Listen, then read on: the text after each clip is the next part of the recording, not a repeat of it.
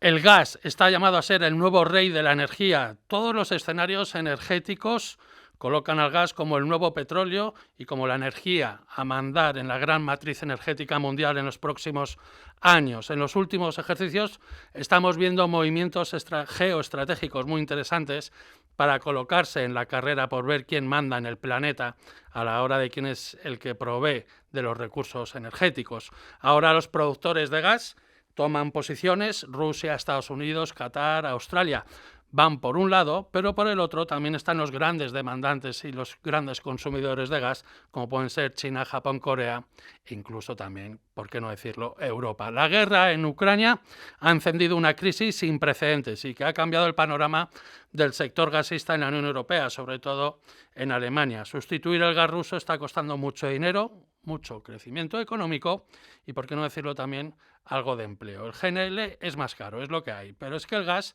va a seguir siendo importante por muchos años en Europa. La industria necesita gas y también el sector eléctrico lo necesita. Los ciclos combinados, que en el caso español ganarán más protagonismo si se lleva a cabo finalmente el cierre nuclear. A todo ello hay que añadir el proceso de descarbonización de todo este sector. Ahí entran dos palabras que ya forman parte del vocabulario energético diario, que es el biometano y el hidrógeno. Ambos van a ser fundamentales en la transición energética en los próximos años y el sector gasista tiene que realizar grandes esfuerzos e inversiones en su proceso de transformación.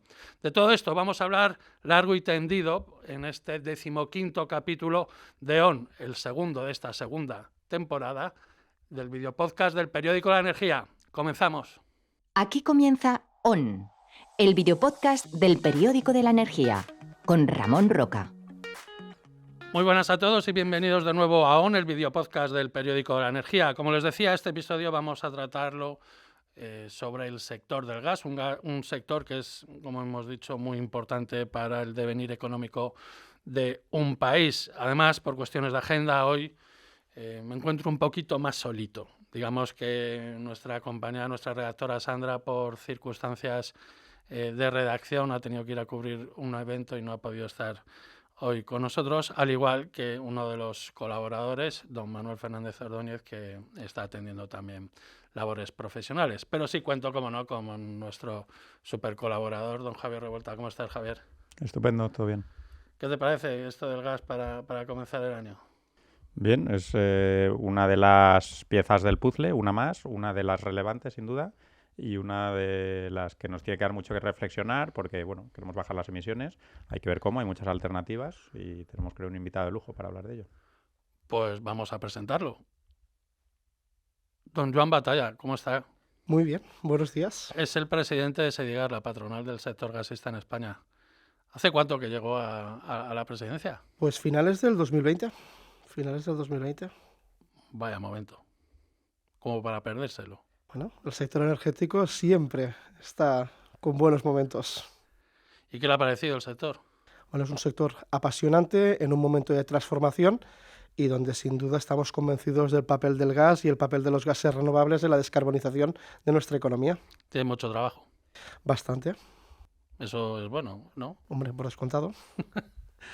Quería comentarle cómo se puede, digamos, ha dado una clave también Javier, el hecho de, bueno, de cómo afrontar como un combustible fósil como el gas, que ha sido, digamos, una de las culpables de esta crisis energética por el tema de la guerra en Ucrania. Bueno, al final se ha envalentonado todo, pero bueno, parece que ya se va yendo a la calma. Pero ¿cómo se puede, digamos, tratar de calmar las aguas siendo tan criticado? A ver, aquí hay una cuestión. Estamos plenamente convencidos desde el sector de que es imposible acometer la transición energética sin el papel del gas y en diferentes planos. Y lo estamos viendo estos últimos años, el tema del papel del gas como respaldo, aportando esa flexibilidad en el suministro y la cobertura de la demanda eléctrica, pero lo que es más importante, con una apuesta decidida por la descarbonización de la mano de los gases renovables. Tú lo apuntabas en la presentación, el papel que están llamados a ocupar el biometano y el hidrógeno renovable a la hora de dar respuesta a esas necesidades del conjunto de la economía, de esos usos finales que no se van a poder descarbonizar de la mano de la electrificación. Uh-huh. Ha cambiado mucho el panorama internacional, digamos, los mercados energéticos, lo comentaba en el comentario inicial. Bueno, pues ha habido mucho movimiento, sigue habiendo mucho movimiento, mucha preocupación, mucha incertidumbre, que todo esto genera bueno, pues, ciertos vaivenes en los mercados. ¿Cómo ve la situación actual? Yo creo que el principal mensaje, sin duda, hemos pasado un 2022 con una crisis energética sin precedentes, con unos mercados energéticos, con los mercados de las materias primas que han sufrido una enorme volatilidad de precios y una senda creciente que ha erosionado, sin duda ha tenido impacto en la competitividad y en el bolsillo de los consumidores.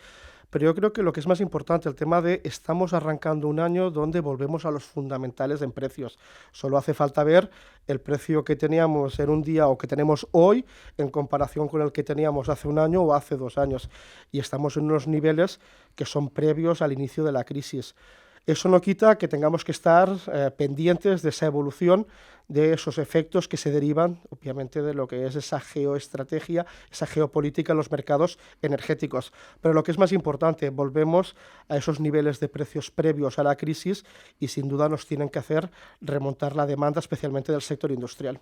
¿Le ha parecido bien la respuesta que ha dado Europa a la crisis del gas? Me refiero a cómo sustituir todo este gas barato ruso a través de, pues bueno, de estas compras conjuntas, de ser más solidarios, todo esto. ¿Cree que la respuesta ha sido la adecuada? A ver, yo creo que lo que es más importante, no perder de vista dónde nos encontrábamos hace 2 años, en un mes de febrero, donde se iniciaba ese conflicto bélico, esa invasión injustificada de Ucrania por parte de Rusia, el uso de la energía como arma de guerra, y donde la preocupación que existía en ese momento era la seguridad de suministro. Si Europa, especialmente algunas economías europeas con una alta dependencia del gas ruso, no era el caso de España, pero en el conjunto de Europa una alta dependencia, cómo ser capaces de sustituirlo. Y yo creo que el mensaje es que de forma concertada a nivel europeo se ha dado una respuesta armonizada y donde se han buscado alternativas y se ha puesto en valor los gases renovables. Un Repower Europe que aborde la cuestión del papel de los gases renovables, un objetivo para el biometano, hablar de 35 BCM de biometano en el caso de Europa como alternativa de descarbonización y de incremento de nuestra autonomía, nuestra soberanía energética. No perdamos de vista que eso representa o representará del orden del 10% de la demanda de gas natural. Yo creo que era oportuno, de forma urgente y rápida, poner encima de la mesa diferentes alternativas que permitieran reducir esa dependencia exterior y, sobre todo, garantizar la seguridad de suministro. Y además España ha jugado un papel súper importante gracias a toda su infraestructura gasista. Yo creo que se ha puesto en valor la seguridad de suministro dentro de ese trilema energético. Siempre se habla de seguridad de suministro, se habla de sostenibilidad, de competitividad, pero era la gran olvidada y esa crisis sin duda ha puesto en valor la necesidad de acometer actuaciones concertadas para que seamos capaces de garantizar en todo momento la cobertura de la demanda energética de nuestros consumidores. Y en el caso español, una infraestructura diversificada que nos ha permitido el tema de garantizar en todo momento la seguridad de suministro y sobre todo ser solidarios con el resto de Europa. Un dato, simplemente, a finales de este 2023, después hablaremos probablemente de lo que es el tema de las medidas y el nivel de aprovisionamiento, almacenamientos subterráneos, pero a mí me gusta poner en valor que de todas las reservas de gas natural licuado existentes en Europa, el 46% estaban almacenadas en España, y nuestra capacidad de reexportar y ser solidarios con el resto de Europa, que no tenían ese nivel de desarrollo y diversificación de sus infraestructuras, un elemento crucial. Una pena no haber tenido más gasoductos, ¿no?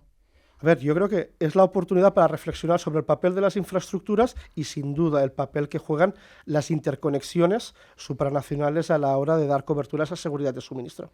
Una de las cosas que más ha llamado la atención es que justamente desde que comenzó la crisis, digamos, o la guerra en Ucrania, España, como país, bueno, ya distintos digamos, proveedores o suministradores de gas en España han comprado más GNL a Rusia. Digamos que ese puede ser el garbanzo negro que tenemos en... Pero ¿cómo se puede arreglar eso, digamos? ¿Cómo podemos hacer? Porque entiendo yo que hay una serie de contratos o algo, no sé si lo podría explicar para la audiencia. A ver, aquí hay una cuestión, algunos datos. El año 2023 cerramos con una cobertura de la demanda de gas natural con un incremento, desde los últimos años ya lo hemos vivido, del peso relativo del gas natural licuado. Alrededor del 70% de la cobertura de demanda de gas corresponde a gas natural licuado. Y en esos mercados internacionales, obviamente, hay lo que es un aprovisionamiento por parte de las empresas comercializadoras para la cobertura de la demanda interna española, pero también para el almacenamiento, como comentaba antes, de gas natural licuado. En términos de países, yo creo que es importante reseñarlo, el tema de, más allá de algún episodio puntual, Rusia ha estado por debajo del 10% en la cobertura de la demanda de gas natural en nuestro país, y los principales países de origen de ese gas, pues obviamente tradicionalmente ha sido Argelia, y el peso creciente que está teniendo Estados Unidos en la cobertura de la demanda, incrementando sus exportaciones de gas natural licuado. Yo creo que es una muestra de esa diversificación y la importancia, en el caso español, de tener estructuras que te dan la flexibilidad para poder garantizar esa cobertura cuando se produce una reducción de las exportaciones de gas natural procedente de Rusia al resto de Europa. Ha hablado de una de las cosas, una de las claves, digamos, que ha sido de los últimos 2 años, que ha sido la caída de la demanda que ha habido de gas en, bueno, prácticamente en toda Europa, ¿no? Pero sobre todo podríamos destacar la que ha habido aquí en España. ¿Cuáles han sido las causas de esta caída de la demanda? Yo creo que tendríamos que diferenciar especialmente 2022 y 2023. En el 2022 la demanda de gas en España cayó alrededor, un poquito por encima del 3%. Y aquí, obviamente, dentro de lo que es ese análisis de las razones de esa caída por debajo del resto de Europa, es el papel que juega el gas, tanto para satisfacer las demandas térmicas, sector doméstico, sector industrial, como del sector eléctrico para la generación eléctrica, ciclos combinados. 2022 vimos un crecimiento singular y significativo de la generación eléctrica a partir de gas, ciclos combinados. Solo una cifra, fue la principal tecnología en la cobertura de la demanda eléctrica. Cerca de un 25% de la cobertura de la demanda eléctrica viene explicada por los ciclos combinados, que garantizaron la seguridad de suministro, especialmente en periodo estival. Incremento de la demanda eléctrica por altas temperaturas, menor aportación de las renovables. Y este es un tema que yo creo que es importante ponerlo de manifiesto, el papel crítico que ocupan los ciclos combinados en la cobertura de la demanda, y una caída en la demanda térmica, la demanda de gas natural a nivel térmico.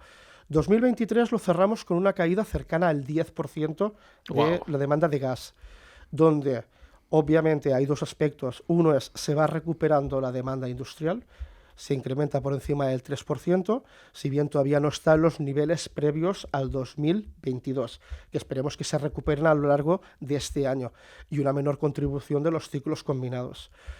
No obstante, los ciclos combinados 2023 han representado el 17% de la cobertura de la demanda eléctrica. En este 2024 lo que esperamos es una recuperación de esa demanda industrial previa a los niveles de crisis, en la medida, como decía antes, que se están recuperando los fundamentales de precios.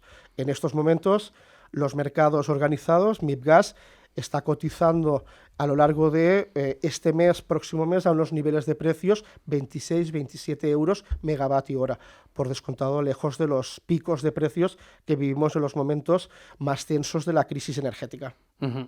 Entonces ha sido una cuestión más de precios que de eficiencia, como quieren vender otros. Bueno, aquí yo creo que confluyen, obviamente, la parte de precios tiene su relevancia, las cuestiones climatológicas, el tema de la evolución de lo que es la demanda como consecuencia de periodos de frío. Hemos tenido 2023 un periodo invernal menos intenso en frío, que es lo que venía siendo la senda histórica, y sin duda, obviamente, yo creo que también han contribuido medidas de eficiencia energética por parte especialmente del sector industrial, para no ver erosionado su competitividad como consecuencia de lo que es la coyuntura de precios. Le voy a presentar, bueno, ya lo conoce usted, a nuestro colaborador, Special Collaborator, don Javier Revuelta. ¿Cómo estás? ¿Qué le querías preguntar?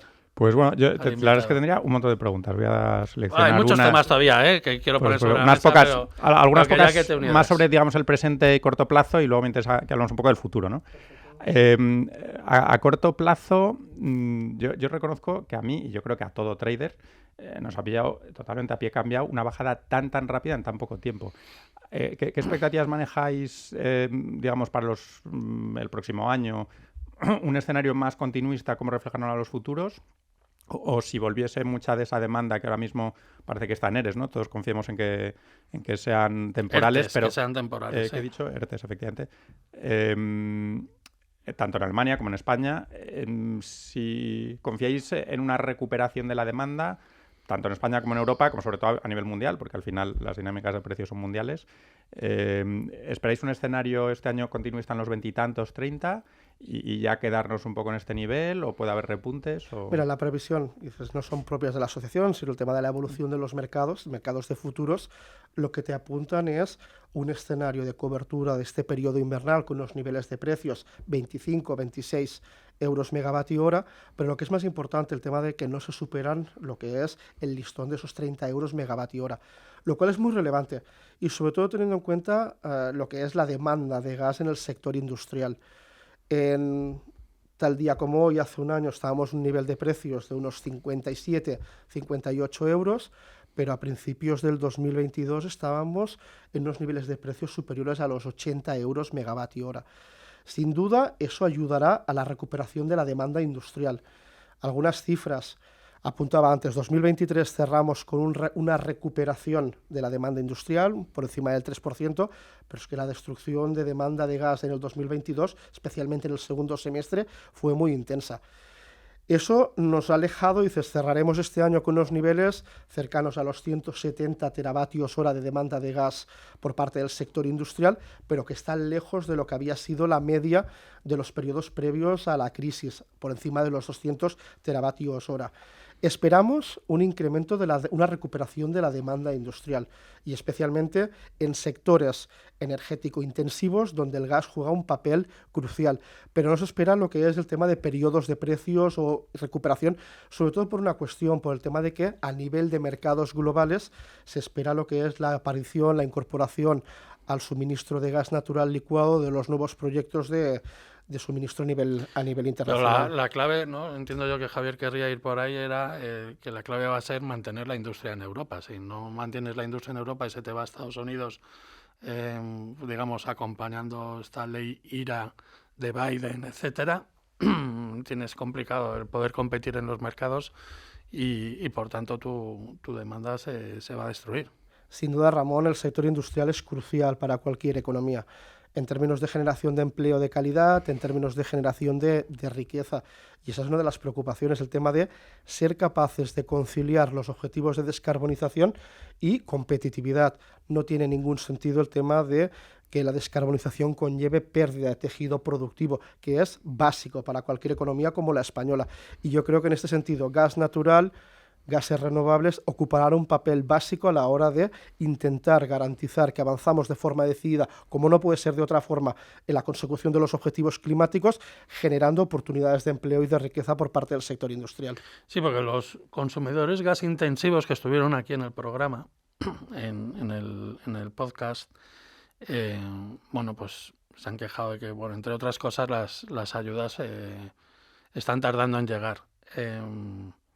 ¿Sabéis más o menos cómo va eso? Si eso realmente está llegando y ayudando al sector a poder levantarse. A ver, aquí obviamente a nivel europeo se incorporaron toda una serie de medidas para intentar paliar los efectos de la crisis de precios. Obviamente, de un análisis comparado con el resto de Europa, me permitiréis decir que en el caso español, obviamente, bienvenidas todas las ayudas para el sector productivo, pero no estaban ni al mismo nivel ni con la misma intensidad que en el resto de Europa. Y además algunas cuestiones que yo creo que la crisis pues, nos permite aprender de cara al futuro. Yo creo que tenemos que intentar ser lo más ágiles en lo que es la implementación de las mismas. El hecho de que algunos países, pongo un ejemplo, Portugal, el tema sean descuentos directos sobre factura, obviamente ayuda a lo que es el tejido productivo a la hora de reactivar su actividad como consecuencia o paralizada como consecuencia de la crisis. Yo creo que vuelvo con el mismo tema, el tema del sector productivo es crucial, el sector productivo intensivo en consumo energético, especialmente de gas, industria química, industria de fertilizantes, el sector del refino, el sector del papel, industria alimentaria, juegan un papel básico en nuestra economía como para que seamos capaces de acompañarles en su proceso de descarbonización sin perder lo que es competitividad en esos mercados internacionales. Y ahí quien juega un papel fundamental van a ser las, ¿no? Digamos, los dos nuevos gases que llamo yo, los gases renovables o los biogases, ¿no? Por un lado los biogases y el biometano y por otro lado el hidrógeno, que están llamados a ser los dos grandes protagonistas. ¿Cómo va España en este ámbito? Pues mira, yo creo que dices, si abordamos, o respondiendo a tu pregunta desde la perspectiva de potencial, pues la respuesta es muy satisfactoria. Tenemos un gran potencial de producción de biometano y de producción de hidrógeno renovable. Algunas cifras, como asociación realizábamos un análisis del potencial existente en nuestro país a principios del año pasado y la evaluación era que nos situaba como tercer país a nivel europeo en cuanto a lo que es potencial de producción de biometano. Sin duda, a mí me gusta siempre ver la botella medio llena. En estos últimos 2 años se han producido avances significativos. Hemos visto una hoja de ruta del biometano, hemos visto la incorporación de algunos elementos que son cruciales para el desarrollo, despliegue de los gases renovables y en concreto del biometano, como es el tema de las garantías de origen, el sistema de garantías de origen que acredite el origen renovable de ese gas renovable, pero todavía nos queda muchísimo recorrido y ya lo hemos trasladado en el borrador del Plan Nacional Integrado de Energía y Clima. Bienvenida sea duplicar el objetivo de producción de biogás, pero todavía nos quedamos muy lejos del potencial existente en España. Y nos quedamos muy lejos no porque lo diga la propia asociación, porque lo diga España, sino porque lo dice la propia Comisión Europea. En pocas semanas antes del inicio de la semestre de presidencia española, la Comisión Europea, en sus recomendaciones para la presidencia española, abordaba esta cuestión y decía muy claramente el tema de que tenemos un potencial para cubrir el 13% de la demanda de gas natural en el horizonte del 2030. Estamos muy lejos y obviamente tenemos que ser más ambiciosos. Pero incluso, primicia, hoy mismo, nuestros vecinos, Portugal, acaban de publicar lo que es sus principios de estrategia de hoja de ruta del biometano. Y más allá de los detalles, plantean 2 periodos, un primer periodo 2024-2026 y un segundo periodo 2026-2040, pero el titular o el mensaje es, el objetivo está muy claro, 9%, más allá, un poquito por encima del 9% de cobertura de la demanda de gas natural solo con biometano y en el horizonte del 2040 llegar prácticamente al 20%. Yo creo que nos está marcando la ruta de por dónde tenemos que transitar. Y en el hidrógeno, por descontado, lo mismo.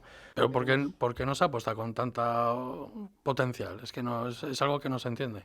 Yo creo que es la gran pregunta que nos hacemos todos. El tema de atesoramos un potencial, tenemos un enorme problema en la gestión de los residuos, tenemos una oportunidad de la mano de esta solución circular para fijar empleo en las zonas rurales, en la España vaciada, y yo creo que obviamente seguiremos trabajando, ya lo hemos trasladado lo que son sugerencias para reducir los cuellos de botella que existen para el desarrollo de estos proyectos, pero la parte positiva, y a mí es la que me gusta quedarme, el sector empresarial en estos momentos está apostando por el biometano. Lo estamos viendo en términos de incremento del número de proyectos que ya están inyectando biometano a la red y en el número de proyectos que están en fase de construcción para conectarse a lo largo de este año y el año próximo. Por lo tanto, existe una apuesta por parte del sector empresarial, sobre todo porque nos permite descarbonizar los usos finales de la energía, tanto transporte, temas de movilidad, demanda residencial y demanda industrial, aprovechando la infraestructura existente y sobre todo sin necesidad de tener que adecuar lo que son los equipos industriales o los equipos, las calderas de condensación a nivel doméstico. Enorme potencial donde el mercado ya está marcando la línea. Antes de dar paso a Javier a que haga otras preguntas ya más, como digo yo, tiquismiquis sobre los ciclos combinados y estas cosas, quería preguntarle, porque yo hablé con el gobierno, y me dijeron, oye Ramón, ¿qué te está llamando la atención del sector y todo esto? ¿No? Me preguntaron. Y les dije yo, oye, pues mira, me llama mucho la atención el biometano. Uno, porque es un win-win de manual. Y dos, porque están viniendo muchos fondos de inversión interesados y muchas empresas interesadas en el sector en España. Y creo que no le estáis haciendo mucho caso. Se lo dije así, ¿eh? Y se quedó un poco mirando esa persona que maneja ciertos hilos dentro del ministerio. Y la verdad es que, claro, yo cuando ves ¿sabes? Que es algo que no le veo ninguna pega, que dices, oye, te crea empleo, genera riqueza, te limpia, hay economía circular y te limpia los residuos de todas las granjas, te genera gas menos contaminante o limpio. ¿Qué hay de malo? O sea, ¿qué hay de malo? ¿Por qué no se impulsa esto y le ponemos, no digo trabas, pero decimos, oye, no le dejamos desarrollarse como pudiera, ¿no? Se le intenta poner, digamos, límites al campo. Cuando lo ves que en otros países de la Unión Europea, como pueda ser Alemania, como pueda ser Francia, o incluso otros países del norte de Europa, dices, joder, ¿cómo estamos desaprovechando esto? Aquí, si me permitís, bueno, por aportar más que una pregunta, una reflexión, hay algunas cuestiones logísticas. No es fácil operar plantas de biogás. Según yo, yo no soy el experto, pero bueno, en Enafri estamos haciendo mucho trabajo sobre ello. Incluso según lo que hayan comido prácticamente el día anterior los animales que van a alimentar estos digestores, te cambia la producción. O sea, son cosas bastante difíciles de operar, pero bueno, lo resuelven en Alemania, lo resuelven en Francia y no somos más tontos ni que los alemanes ni que los franceses, ¿no? Yo diría la principal barrera ahora mismo, claro, es que es el coste. El coste, por dar un orden de magnitud, que aquí, como en todo, hay rangos amplios, pero estamos hablando de que volviendo a estos precios normales en los que estamos ya ahora, desde luego el biometano nos vamos a no menos del doble, más bien el triple de coste. Entonces, eso una de dos, o encuentras off-takers, como pueda ser un propio consumidor industrial o una ganadería, digamos, autoconsumo de gas, ¿no? El biogás no vale para inyectar en la red de gas, pero sí vale para sustituir mucho consumo, digamos, autoconsumo gasista. Tienen que querer pagar ese por 2 hasta por 3, ¿no? O bien es el consumidor o bien es un gobierno, que lo que tiene que decir el gobierno es de todo el dinero, que no es infinito, para subvencionar un montón de cosas o incentivar un montón de cosas, tenemos que decidir, estos son los años de decidir si lo ponemos todo en hidrógeno, si lo ponemos en más solar, en más baterías o cómo lo repartimos. Y una vez es el biogás o biometano, que una de las maneras de acelerarlo es, de nuevo, como siempre, incentivarlo, al menos de inicio, ¿no? Entonces, pues yo creo que por un lado los consumidores de gas tienen que hacer números de si me interesa ese por 2 o por 3, pero desde luego dejo de ser dependiente de Rusia o de cualquier eventualidad que pueda venir. Y por otro lado, el gobierno puede querer decir eso mismo, ¿no? Es decir, subvencionemos las inversiones y de alguna manera demos algún tipo de contrato que compense o parte de la diferencia, ¿no? Pero esa prima, que es relativamente grande, pero yo creo que es también cuestión de explicar las cosas. O sea, te quiero decir, a ver, ¿usted quiere no depender del gas ruso? Haga esto. Es muy fácil, es decir, apostemos por gases renovables, apostemos por producir nuestro propio gas, o sea, estos gases renovables. Es decir, y sí, va a salir más caro en un principio, pero luego seguramente pues vaya avanzando hacia una digamos, equidad o una equivalencia de precios respecto al gas fósil. Bueno, pues expliquemos las cosas. O sea, es que se tiene mucho miedo. No, es que es más caro, pues entonces ya no se hace. Pero valoremos todo, ¿no? Yo, solo por aportar un pequeño matiz, Javier, el tema de, sin duda, los costes de obtención del biometano, dices, en estos momentos con una coyuntura de precios, como comentábamos antes, están por encima de esos 27 euros megavatio hora. Pero yo creo que sí que es importante el tema de ver otros elementos que nos permiten viabilizar esta tipología de proyectos. Y me explico. En estos momentos hemos pasado desde en pocos meses de una primera planta, la histórica de Valdemín Gómez en Madrid. En estos momentos ya son 9 proyectos los que están inyectando a la red. Y si me permitís, sin ningún tipo de incentivo o esquemas de apoyo detrás prácticamente. Entonces, ¿cómo se viabilizan? Porque por un lado hay el valor económico de la molécula, una molécula, dices, que es perfectamente intercambiable con la molécula convencional, pero es renovable, pero que al mismo tiempo tiene una huella de carbono incluso negativa, con lo cual hay interés por parte de sus off-takers en la medida que me permite redimir CO2 asociado a lo que es el consumo de biometano en lugar de gas natural convencional o de origen fósil. Y yo creo que es uno de los atractivos, lo de los elementos que está permitiendo viabilizar y que tengan salida esos proyectos. En este caso, estamos en el caso español, avanzaba antes el tema, o comentaba el tema de valoración positiva por el hecho de que tenemos ya las garantías de origen, pero el siguiente paso es las pruebas y los certificados de sostenibilidad, el tema de la directiva de renovables que nos permita no únicamente acreditar el origen renovable, sino el tema de la evaluación del CO2 que me permite redimir el consumo de biometano. Y es uno de los aspectos que permiten hablar del biometano más allá de la importancia que tiene en términos de molécula renovable. El hecho de que me permite descarbonizar y garantizar la descarbonización redimiendo la compra de derechos de emisión o procesos productivos que conllevan emisiones de CO2 y que nos están produciendo en un cómputo de ciclo de vida. Pero teniendo en cuenta todo esto, a mí una de las cosas que me choca es por qué se apuesta tanto por el hidrógeno, que es algo que estamos hablando de que es un futurible, ¿vale? A día de hoy, y no por el biometano. O sea, ¿por qué digamos, por parte del gobierno y otras empresas se ha decidido decir, no, la apuesta es el hidrógeno? No sé, que no me parece mal, ¿eh? No me parece mal. Pero me choca que no se apueste por tecnologías que ya están y con las que se puede trabajar, ¿no? Y estamos hablando de, bueno, de cosas un poco futuribles, ¿no? Me gustaría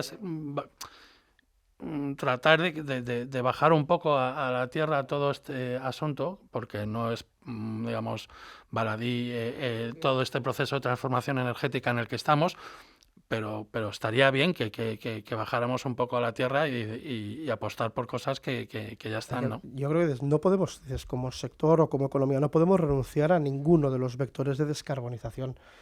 Y simplemente algunas cifras, el tema de la electricidad en estos momentos sobre lo que es la demanda final de energía viene a estar un poquito por encima del 20%. Sin duda incrementará su peso, fruto de un proceso de electrificación, pero tenemos pues cerca de más de un 75% de la demanda final de energía que tenemos que descarbonizar y donde sabemos que difícilmente por una cuestión tecnológica, por una cuestión competitiva, va a ser por la vía de la electricidad. Y aquí juega un papel todos los gases renovables. Y yo creo que es importante el tema del biometano y el hidrógeno renovable. En el hidrógeno renovable, sin duda, tenemos retos tecnológicos, el tema de ser capaces de conectar esa oferta con esa demanda, el tema de los costes, sin duda, los costes de producción del hidrógeno renovable están por encima del hidrógeno gris, e iniciativas como la del Banco Subastas, Banco Europeo del Hidrógeno, nos permitirán, de la mano de la curva de aprendizaje, reducir costes. Pero sobre todo no perder de vista la importancia, la relevancia que tiene esa parte del pastel que todavía tenemos que descarbonizar y donde los gases renovables tienen que jugar un papel protagonista. Por lo tanto, a nosotros siempre nos gusta decir, es que necesitarás biometano, necesitarás hidrógeno renovable y seguirás necesitando el gas natural para sustituir otros combustibles fósiles, mayor volumen de emisiones y que sin los cuales no podrás conseguir los objetivos climáticos. Y también, por ejemplo, en el transporte, ¿no? Tendría que decir bastante el sector. Vamos a cambiar valga la redundancia, de sector. Vamos a hablar del sector eléctrico. Los ciclos combinados. El otro día PricewaterhouseCoopers, digamos, presentó un informe que a mí me llamó mucho la atención, ¿no? Que es digamos, la verdad o la realidad de los ciclos combinados en España, porque se habla mucho de ellos, de que hay 26, 27 gigavatios instalados, pero realmente que funcionen, ¿cuántos hay? Vamos a contar la verdad de qué es lo que hay en el sector eléctrico, porque cuando uno se pone a ver la demanda eléctrica, ve que como mucho llega a 16, 17 gigavatios, y claro, dices, ¿y dónde están en el resto? Dice, es un problema técnico, ¿qué es lo que hay? Porque me gustaría saber cuál va a ser el papel, digamos, de los ciclos combinados en todo esto de la transición en los próximos años. Joan. Pues la respuesta es muy fácil, crucial, papel crucial, y lo reconoce el propio Plan Nacional de Integrado de Energía y Clima. cuando hace esa hoja de ruta, esa visión en el horizonte del 2030, en el borrador que se presentó en verano, te reconoce que necesito toda la potencia instalada del parque generador, ciclos combinados. Y donde el problema tú lo apuntabas, y es una de las conclusiones que emana de ese estudio elaborado por Price, conjuntamente para la Fundación Naturgy, donde del análisis de lo que es la participación en la cobertura de la demanda, en el mejor de los casos han llegado pues por debajo de esos 25.000 megas a unos 17 gigas. Pero siguen siendo cruciales. Y lo hemos visto estos 3 últimos años. Antes daba algunas cifras de cobertura de la demanda. 2023 cerraremos con una participación de los ciclos, hemos cerrado con una participación de los ciclos superior al 17%. 2022 cerca de un 25%, primera tecnología de generación y cobertura de la demanda, pero donde más allá del peso que puedan tener, el valor está en la flexibilidad que aportan los ciclos combinados, cubriendo ese hueco térmico que dejan las renovables, unas renovables que son intermitentes, por lo tanto variables de lo que es la producción, y donde es necesario incrementar el ciclo de arranques paradas de los ciclos combinados para que no se produzcan apagones. No nos engañemos, los ciclos garantizan que en este país no se produzcan apagones en el suministro eléctrico, y donde la principal preocupación, y no es una preocupación de ahora, sino que es una preocupación que ya lleva muchísimo tiempo encima de la mesa, es garantizar la viabilidad económica de los ciclos combinados. Ya en el 2020 había una propuesta de mercados de capacidad para garantizar la viabilidad económica de estos ciclos. En estos momentos parece que se está avanzando en esa propuesta, pero es necesaria no para mañana, sino para ya, para garantizar que disponemos de los ciclos y que están cuando los necesitamos. Javier. Sí, bueno, los ciclos combinados, totalmente de acuerdo. Tienen que estar porque, por ejemplo, la semana pasada o esta semana que entra, vamos a estar, a pesar de tener 30.000 megavatios eólicos, vamos a estar con 1.000 megavatios o menos. O sea, el viento es posible perfectamente. De hecho, hay una relación de causalidad de que en situaciones de anticiclón, mucho frío viene precisamente cuando hay poco viento. Y si con Filomena estuvimos con 42 gigavatios de punta de demanda, ahora este año hemos estado más bien cerca de 38, no sé si hemos llegado a rozar los 40. Hemos llegado a los 40 pero no ha sido especialmente malo. No ha sido en las puntas de la hora de la noche. O sea que totalmente de acuerdo, y además aportaría que cuesta muy poquito dinero en términos relativos mantenerlos a todos si queremos, y que por estar, yo creo que mucha gente piensa hay que quitarlos para que no emitan. Yo mi punto ahí es muy sencillo. Cuando un ciclo combinado está parado, no está emitiendo, está parado. Y está de por si acaso. Entonces, si mantenerlo para una situación de estas de poco viento cuesta poco dinero, estamos hablando de 300, 400 millones de euros al año, mantenemos todo el parque. Es francamente poquito dinero cuando lo ponemos en relativo, ¿no? Con lo cual, estoy de acuerdo, y aquí un poco la pregunta que tendría es, estos ciclos combinados, ¿qué opciones ves que hay de tratar de descarbonizarlos? Ya hemos hablado un poco del biometano. Bienvenido sea el biometano. Antes hace poquito se hablaba de blending. La palabra blending yo creo que ya no la escucho mucho. No sé si estáis viendo algún proyecto y si le ves sentido, le ves futuro, cuánto blending creéis que se podría hacer. Y el blending, para que nos entienda la gente, es el simplemente inyectar dentro de la red de gas, inyectar hidrógeno en unos porcentajes que sean admisibles por los ciclos combinados a otros consumidores, ¿no? Yo estoy un poco perdido con ese máximo de 5% regulatorio. En Inglaterra se habla de hasta un 20%. ¿Cuánto podríamos conseguir? ¿Le veis sentido? ¿Tiene futuro? Mira, nosotros, si me permites, Javier, empezaré por lo primero, el tema de los ciclos. Sin duda, obviamente los ciclos pueden avanzar en su proceso de descarbonización de la mano de gases renovables, pero para mí la prioridad en estos momentos es, igual no hará falta descarbonizarles si no es garantizado su viabilidad económica en los próximos años. Por lo tanto, la prioridad inmediata, urgente, es mercados de capacidad. Y digo mercados por el tema de, desde una perspectiva de neutralidad tecnológica, el servicio a prestar es flexibilidad. Si hay otras tecnologías que aporten esa flexibilidad, bienvenidas sean. Pero yo creo que en estos momentos el ciclo, a unos costes muy competitivos, es capaz de garantizar de forma segura el suministro en todo momento, y con ese ciclo de arranques paradas, que es lo que nos va a caracterizar al sistema eléctrico con una mayor penetración de renovables. Esto por un lado. Por otro lado, dices, el tema de blending. Dices, nosotros como sector, es decir, como asociación, y además presentamos un análisis muy detallado hace muy pocas semanas, antes de Navidades, de lo que es el potencial que tiene el blending en España. Obviamente que vemos un futuro de los gases renovables, especialmente del hidrógeno renovable, donde vamos a tener valles del hidrógeno, es decir, polos industriales intensivos en consumo de hidrógeno renovable, donde la oferta, la producción de renovable se va a producir al lado. El tema de, obviamente, plantas de refino, el tema de producción de fertilizantes, lo estamos viendo todas las iniciativas empresariales que se están produciendo. Veremos en otros casos el tema de infraestructuras dedicadas para el transporte de hidrógeno, pero también vemos que tiene cabida el tema de aprovechar la infraestructura, la red de transporte y distribución actual para ir incrementando lo que es la presencia, la participación de los gases renovables. Y el análisis que comentaba, obviamente es un análisis técnico y un análisis económico, y me explico.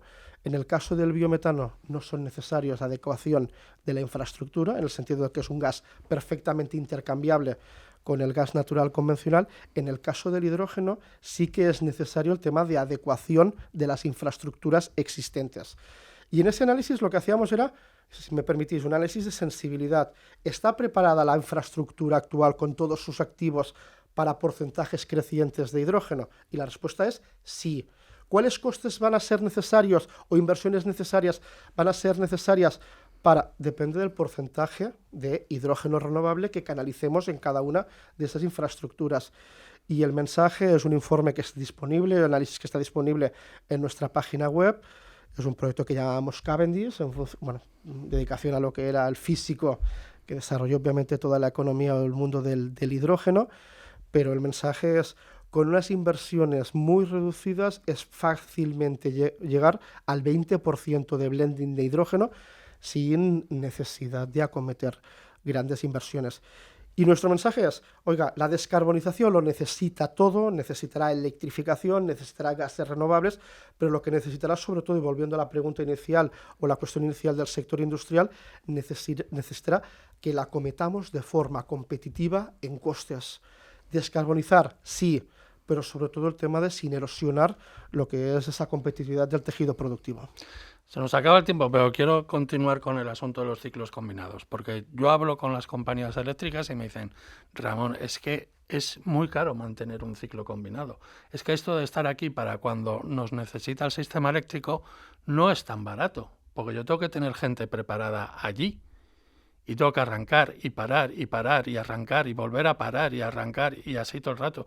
Y eso conlleva unos costes bastante altos, sobre todo me comentan, de operación y mantenimiento. Entonces, claro, todo ello yo no sé si se tiene o se ha tenido en cuenta por parte del Gobierno a la hora de querer elaborar este nuevo mecanismo de capacidad que ha lanzado.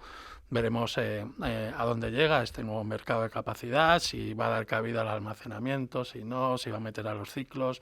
Todavía no se sabe muy bien por dónde van a ir los tiros.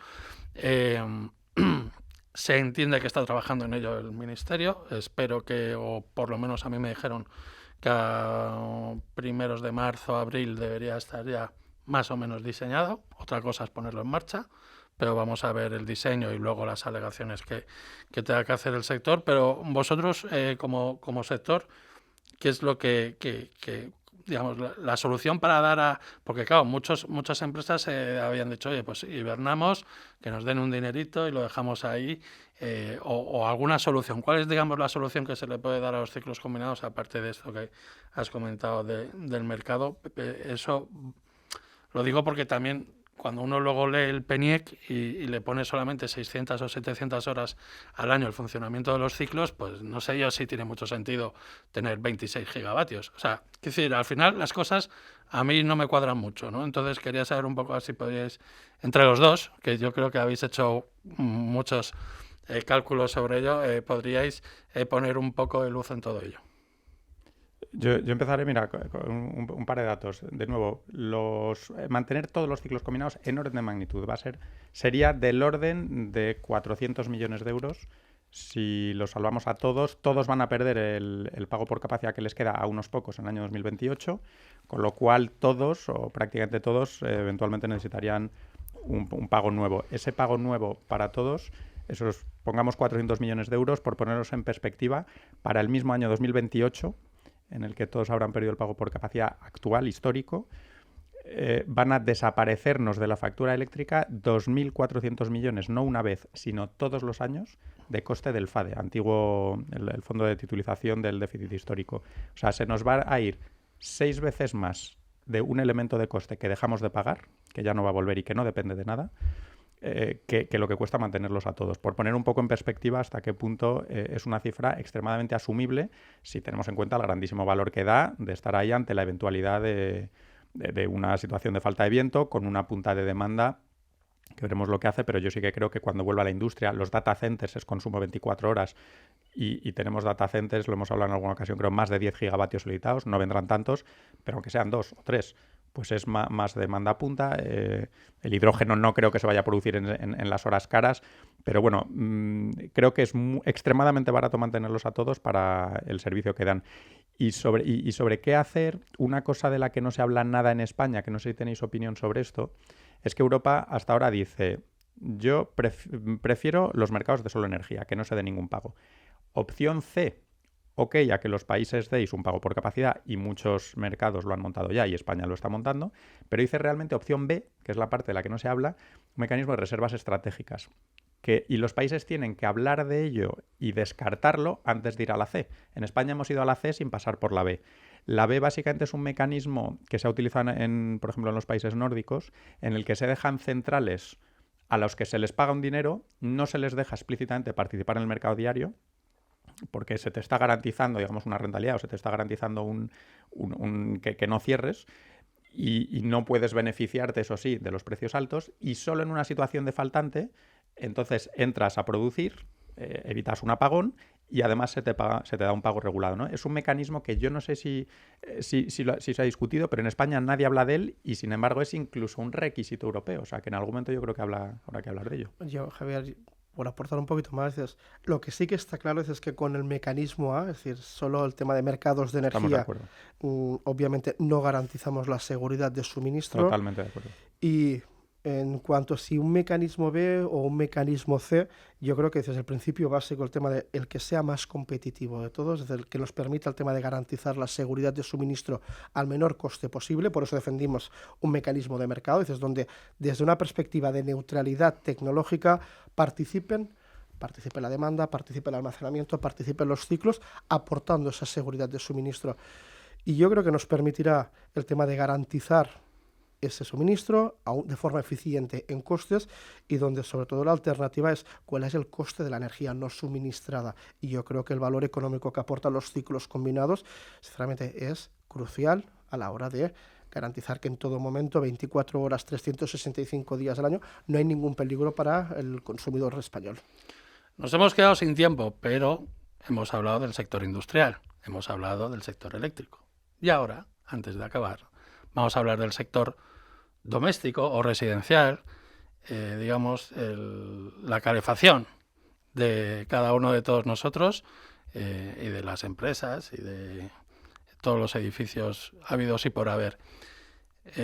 Don Joan, ¿cómo ve la situación del sector de la calefacción a través del gas en España? Porque se está, digamos, diciendo o queriendo apostar por la electrificación, cuando yo creo que el gas todavía tiene muchas cosas que decir.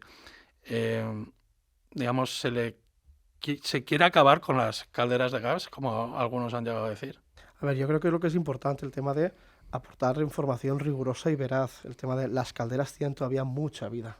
Y en el sentido de el debate no está en cuanto a la tecnología, es decir, calderas sí, calderas no, sino el combustible que utilizan esas calderas a la hora de descarbonizar. Y por poner algunas cifras, el sector residencial viene a representar el 17% de la demanda de energía. Por lo tanto, para descarbonizar el conjunto de la economía, el sector residencial es relevante. Y en el caso de España, yo creo que tenemos una oportunidad, antes lo hablábamos, de la mano de los gases renovables para descarbonizar esa demanda residencial, entonces, de forma eficiente en costes. Sin duda, habrá un proceso de electrificación. Yo creo que ese debate interesado que se está produciendo y sesgado desde bombas de calor como única solución para la descarbonización, yo creo que es irreal en nuestro país. Sin duda habrá un despliegue de las bombas de calor, un proceso de electrificación, pero tenemos un parque inmobiliario, unas características arquitectónicas, una vivienda en vertical donde cerca del 70% de los ciudadanos vivimos en lo que son inmuebles, donde por características físicas, por número de metros cuadrados, es imposible el tema de la bomba de calor. Y la apuesta, yo creo que el papel a desempeñar por parte de los gases renovables a la hora de descarbonizar de forma eficiente en costes es crucial. Y un segundo elemento, y lo hemos visto en Alemania con el debate que se ha producido con las calderas de condensación. Tenemos que aportar soluciones de descarbonización que tengan en cuenta, en consideración, las características socioeconómicas del conjunto de nuestros ciudadanos. Y obviamente habrá algunas que no están al alcance de esos ciudadanos, con lo cual busquemos qué alternativas tenemos, cuáles son eficientes en costes y sobre todo porque el objetivo final es descarbonizar, no electrificar. Sí, yo aportaría, la idea de que yo creo que no se puede exigir a alguien que acaba de poner una caldera, ya sea una grande para una urbanización, la ha puesto hace 5 años, no le puedes decir ahora cámbiala porque estás que viven 20 años, ¿no? O 25, los que sean. Y luego, aparte que tenemos un parque de 25 o 27 millones de hogares, es que esto, incluso si la bomba de calor fuese la solución, estaríamos hablando, no sé, de 30 años de cambiar o 40 años de cambiarlas todas, ¿no? O sea que hay que gestionar los tiempos y en estos 20 y 30 años, si conseguimos que sea biogás, biometano concretamente, creo que mucho mejor. Pero ¿cómo veríais entonces ¿veis compatible con esta descarbonización una medida como la de Francia de directamente prohibir las nuevas? No obligar a cambiar las antiguas, que yo no le veo sentido, pero pues, si tienes que cambiarla, en Francia, se prohíbe, creo que ese es el año 2026, si no me equivoco, se prohíbe poner una caldera de gas nueva. Pero, por ejemplo, este debate está en Europa. En Alemania lo hemos visto. Francia también es que, entre tú y yo, con la matriz energética que tiene, que es nuclear, lo normal es que quiera electrificar. O sea, es que esto depende de cada uno. Y luego tienen unas temperaturas que cada país tiene las que tiene. O sea, es decir, que al fin y al cabo, yo creo, este debate está encima de la mesa, porque por descontado, insisto, el tema de descarbonización del sector residencial es crucial. Entonces, obviamente en el caso español está por debajo de lo que es la demanda de energía residencial en el resto de Europa, por una cuestión puramente climatológica, pero hemos visto la experiencia de Alemania, donde obviamente una medida de esta naturaleza, pues obviamente tensionó un gobierno tripartito, obviamente retractándose de algunas de las decisiones que se habían adoptado. Ese debate está produciendo en Francia, en Inglaterra también se ha producido, pero donde el mensaje, y lo hacíamos ayer en una jornada que organizábamos con toda la cadena de valor del sector residencial, promotores inmobiliarios, obviamente tecnólogos, arquitectos, el tema de empresas de rehabilitación y de reforma, cada país necesitará diferentes soluciones de descarbonización de su demanda residencial.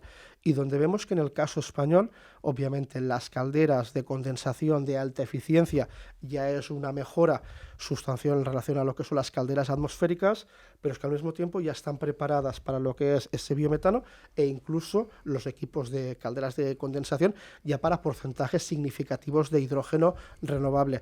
Tenemos esa capacidad de descarbonizar de la mano de un vector como son esos gases renovables con unos costes infinitamente inferiores a lo que son otras alternativas eléctricas. Y lo que es más importante, y eso no se habla, sin incrementar los costes de infraestructuras necesarias para lo que es la descarbonización eléctrica del sector residencial. Son cuestiones para poner encima de la mesa y un debate serio, riguroso, sin fake news y sin, obviamente, ningún tipo de sesgo a la hora de poner encima de la mesa todas las alternativas existentes y ver cómo lo hacemos de forma eficiente en costes.